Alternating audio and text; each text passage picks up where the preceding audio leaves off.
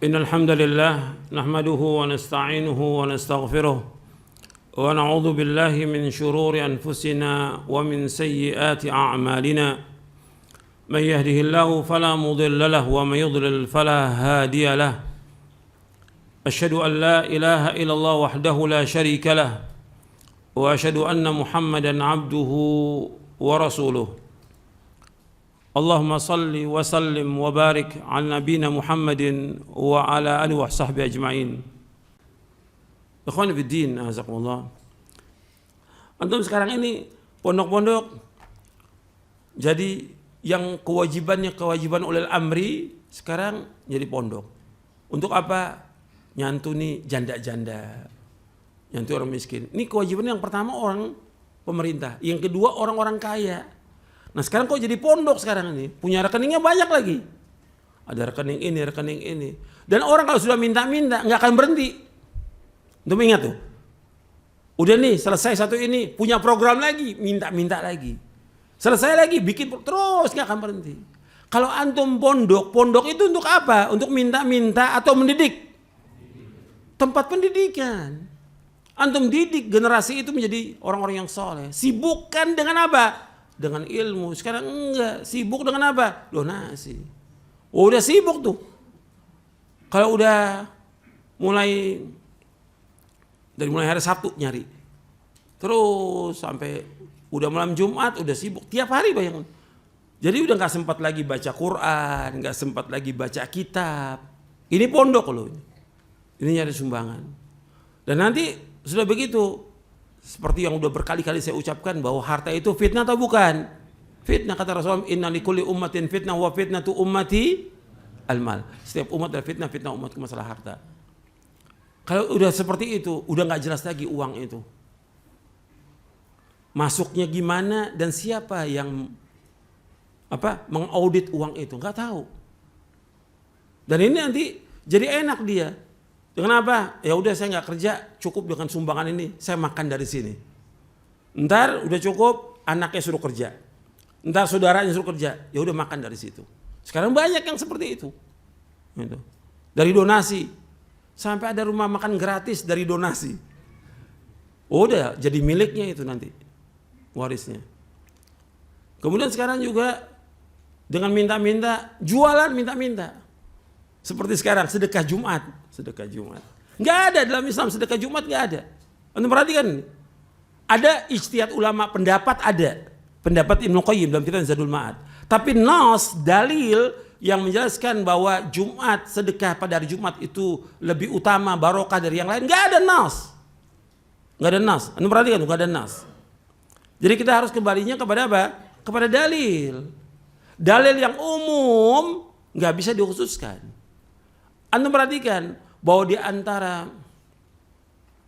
bantahan untuk ahlul bid'ah, yang pertama, mereka itu semuanya ahlul bid'ah menggunakan hadis dhaif, maudhu, palsu. Nah kita bantah, nggak bisa agama dengan dhaif, dengan hadis dhaif atau palsu. Agama harus dengan hadis yang sahih, tegaknya agama dengan hadis. Yang kedua, mereka pakai dalil umum. Dalil umum. Kan umum, seperti kita banyak ribuan contoh ini. Orang baca zikir. Kan Nabi menyuruh baca zikir. Ayat Al-Quran menyuruh banyak berzikir. Ya ayyuhalladzina amanu dzkurullaha dzikran katsira wasabbihu bukratan wa asila. Ya ayyuhalladzina amanu dzkurullaha dzikran katsira wasabbihu bukratan wa asila. Wahai yang beriman, adalah kalian berzikir kepada Allah dengan zikir yang banyak. Bertasbihlah. Ini umum. Ketika dia mengkhususkan bahwa zikir ini dengan berjamaah, sifat ini nggak ada dalil. Ketika dia berjamaah, masuknya apa di sini? Masuknya apa? Beda. Paham? Seperti dalil tentang baca Al-Fatihah, dapat ganjaran, pahala. Betul. Bahkan tidak sah sholat tanpa baca Al-Fatihah. Tapi ketika dia gunakan Al-Fatihah kan bagus. Untuk mulai kajian Al-Fatihah. Kirimkan ke orang mati Al-Fatihah. Dalilnya mana? Ini kan perlu dalil. Untuk mengkhususkan itu perlu dalil. Nah ini ahlul bidah pakai dalil umum. Sama seperti sedekah. Sedekah hadisnya umum. Kapan waktu aja kita disuruh sedekah. Kecuali ada nas yang menyebutkan disitulah tempat barokah. Umpamanya Nabi menyebutkan tentang bulan Ramadan, syahrun mubarak, bulan yang diberkahi Allah. Dianjurkan kita banyak melakukan ketaatan, termasuk sedekah Ramadan. Ada nas gitu, secara umum selama Ramadan. Tapi tentang sedekah Jumat nggak ada, atau dari zaman salafus soleh. Kalau ada, Nabi sudah lakukan. Nabi sudah sampaikan kepada sahabat, ini Jumat sedekah, nggak ada nas. Bahkan Nabi melarang orang untuk mengadakan sholat malam di malam Jumat khusus. La takhtassu yaumal jum'ah, la takhtassu lailatul jum'ah biqiyamin min bainal layali. Wa la takhussu yaumal jum'ati bisiyamin min bainal ayyam. Hadis ini sahih riwayat Muslim. Kata Nabi, jangan kalian khususkan malam Jumat dengan sholat malam, dan jangan kalian khususkan siang hari Jumat dengan puasa. Kalau sholat malam nggak boleh malam Jumat mengkhususkan. Kalau dia tiap malam sholat malam nggak ada masalah, malam Jumat dia sholat. Tapi malam lain nggak sholat, sholatnya hanya malam Jumat, nggak boleh. Hari lain dia nggak puasa, puasanya hari Jumat mengkhususkan, nggak boleh. Sama seperti ziarah kubur hari Jumat tidak boleh, mengkhususkan tidak boleh. Sama juga dengan sedekah hari Jumat, nggak ada nas. Itu. Ketika kita mengkhususkan hari Jumat, dari mana dalilnya? Nggak ada dalil. Itu disebutkan oleh para ulama tentang masalahnya, oleh Syekh Utsaimin rahimahullah dan yang lainnya. Boleh. Sama menyebutkan Jumat barokah. Jumat barokah. Kata Syekh Ali Hasan, kalimat-kalimat ini udah jelas akan nantinya jadi bid'ah. Gitu. Berarti kalau yang lain tidak barokah. Hanya Jumat barokah, yang lain nggak barokah.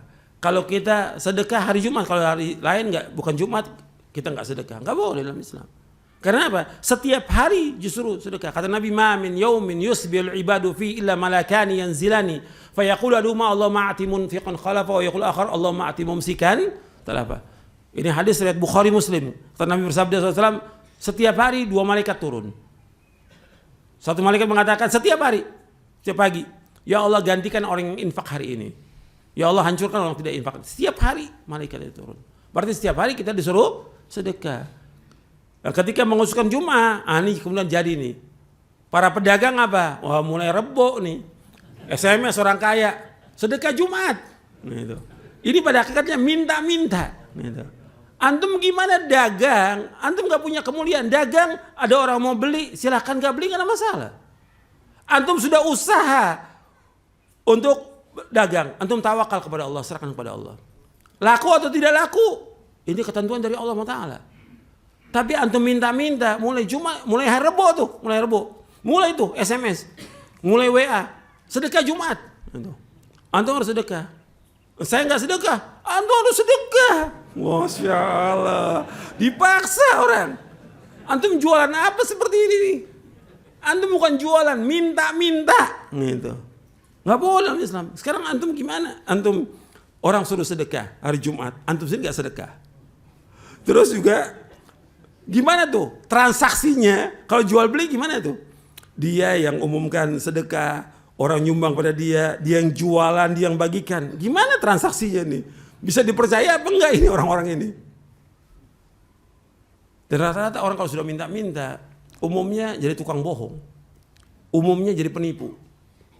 Udah sering minta-minta itu, bohong.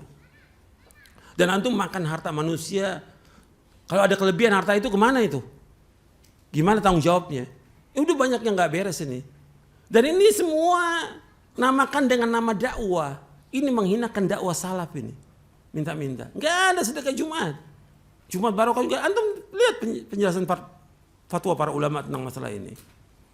Nggak ada dalil khusus tentang masalah, nggak ada. Kalau ada, lau kana khairan lasabaquna ilaihi.